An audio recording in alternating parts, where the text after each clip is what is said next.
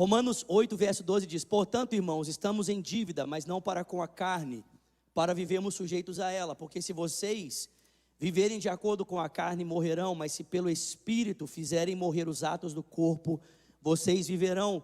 Porque todos os que são guiados pelo Espírito de Deus, esses são filhos de Deus. Porque vocês não receberam o Espírito que os escravize para novamente temerem, mas receberam o Espírito que os torna filhos por adoção, por meio do qual nós clamamos: Abba, Pai.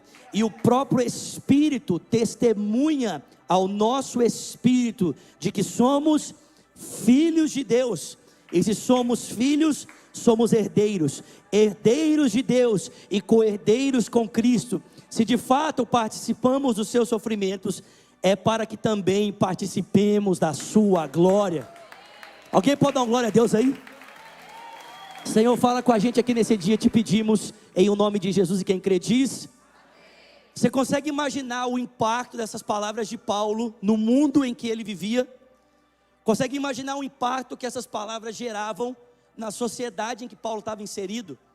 Paulo vivia num contexto que as pessoas entendiam que a relação com Deus era mediada pelo esforço humano.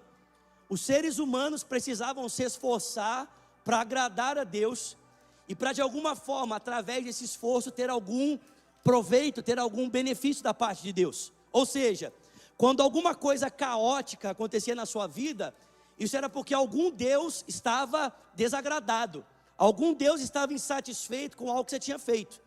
Então esse Deus produzia o caos na sua vida, para que você pudesse entender que ele não estava satisfeito. E aí você precisava então fazer algum tipo de sacrifício, para que essa divindade fosse satisfeita, e ela então pudesse trazer paz e descanso para a sua vida.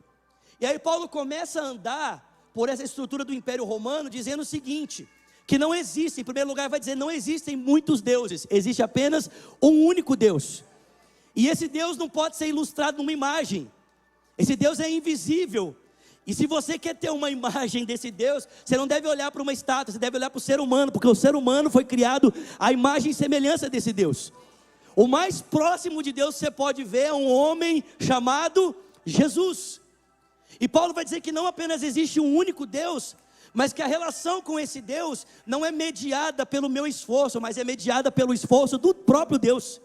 É Deus quem se esforçou, é Deus quem se entregou para que a minha relação com Ele fosse restabelecida, fosse reconectada.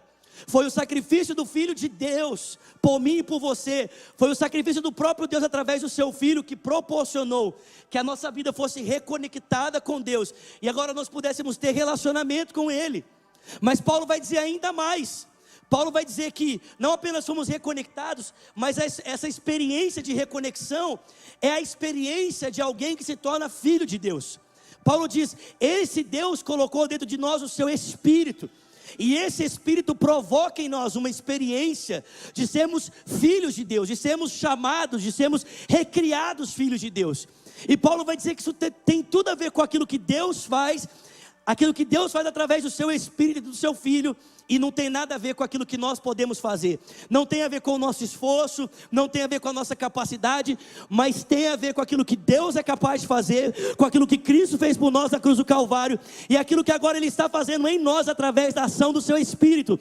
Os filhos de Deus são guiados pelo Espírito de Deus. Nós recebemos um Espírito que nos torna filhos, não para estarmos em temor como estávamos outrora, mas recebemos um Espírito por meio do qual nós clamamos, Abba, Pai. Alguém pode dar uma glória a Deus por isso?